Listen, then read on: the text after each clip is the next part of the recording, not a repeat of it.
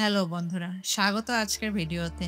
আজ আমরা নিয়ে এসেছি পিকচারের একেবারে নতুন আর ভিন্নধর্মী অ্যানিমেশন মুভি এলিও।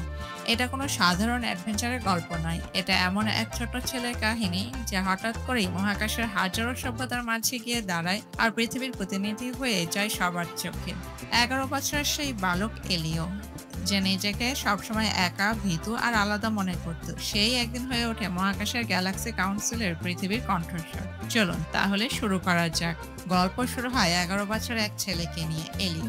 এলিও সাধারণ বাচ্চাদের মতো নয়, সে একটু আলাদা, লাজুক আর নিজের ঘরেই বেশি সময় কাটায়। তার মা ওলগা একজন সরকারি বিজ্ঞানী, যিনি মহাকাশের অন্য প্রাণীদের সাথে যোগাযোগ করার একটি গোপন প্রজেক্টে কাজ করছেন।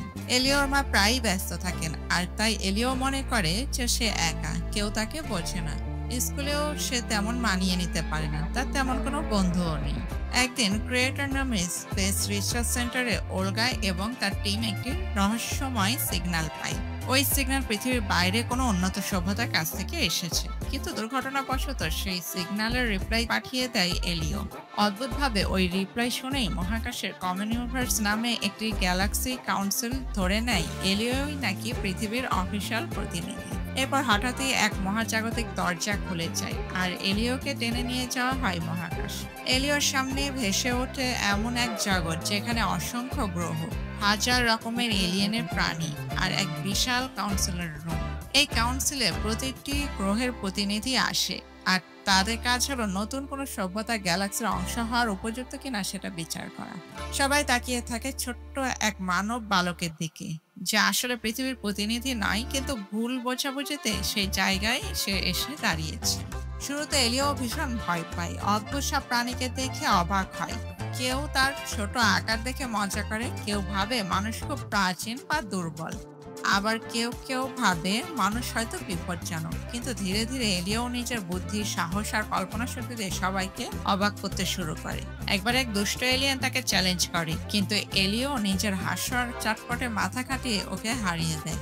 অন্য একবার সে কাউন্সিলের গুরুত্বপূর্ণ বিতর্কে সৎভাবে নিজের মতামত দিয়ে ফেলে, যা সবাইকে থামিয়ে দেয় এবং ভাবতে বাধ্য করে। আবার মাঝে মাঝে সে কেঁদে ফেলে, নিজের ভয় প্রকাশ করে, কিন্তু এটাও প্রমাণ করে যে মানুষ আসলেই আবেগপ্রবণ প্রাণী। গ্যালাক্সির প্রতিনিধিরা বুঝতে পারে মানুষ হয়তো প্রযুক্তি বা শক্তিতে সেরা নয়, কিন্তু তাদের আছে কল্পনা, ভালোবাসা আর সাহস। এলিও শিখে যায় নেতা হতে বড় হতে হয় না, নিজের প্রতি বিশ্বাস থাকলেই অসম্ভবকে সম্ভব করা যায়। আর আলাদা হওয়াটাই আসলে এক বিশেষ শক্তি। অবশেষে গ্যালাক্সি কাউন্সিল সিদ্ধান্ত নেয় পৃথিবীও যোগ দিতে পারে এই মহাজাগতিক সমাজে। এলিওকে সবাই পৃথিবীর দূত হিসেবে সম্মান জানায়। সে যখন পৃথিবীতে ফিরে আসে তখন আর আগের মতো ভীতু, একা বা লাজুক থাকে না। এবার সে জানে তার ভেতরে আছে এক অসাধারণ শক্তি, আর সে পৃথিবীর হয়ে গ্যালাক্সির কাছে নিজের পরিচয় তুলে ধরেছে।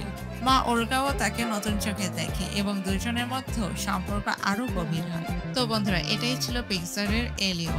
এটা শুধু এক শিশুর মহাকাশ ভ্রমণের গল্প নয়, বরং আমাদের সবার জন্য এক অনুপ্রেরণা। আলাদা হওয়া মানেই দুর্বলতা নয়, বরং সেটাই আমাদের সবচেয়ে বড় শক্তি। আশা করি কাহিনীটা আপনাদের ভালো লেগেছে। ভিডিওটি ভালো লাগলে লাইক, শেয়ার আর সাবস্ক্রাইব করতে ভুলবেন না। আবার দেখা হবে নতুন কোনো মুভির কাহিনী নিয়ে। ধন্যবাদ সবাইকে।